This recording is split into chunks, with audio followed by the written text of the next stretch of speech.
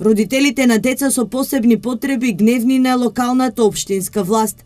Барањето за изградба на рехабилитационен центар на невладината Сплотени срца не влезе во општинскиот буџет за 2018 година.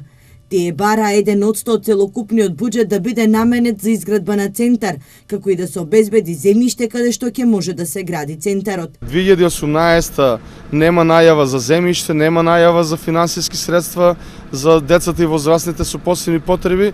Значи 2018 година ние ќе испуштиме европски фондови и европски пари. И додека се нема пари за изградба на рехабилитационен центар за деца со посебни потреби, информацијата дека во буџетот се обезбедени средства за изградба на стационар за кучиња ја прелеа горчливата чаша, реагираат родителите. Обеќа, понудува, ја добија власта, ја добија поддршката од нас и не заборавија, но не ги заборавија златните кучиња кои ги обожаваат. Дали вреде едно куче повеќе од еден човечки живот? Дојдеа на власт, забравиен. Ево, одам со него, шетам.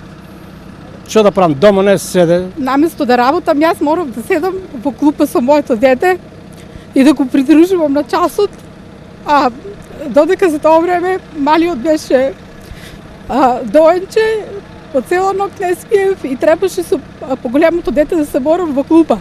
Во писмено соопштение се обратија и од Штипската локална самоуправа.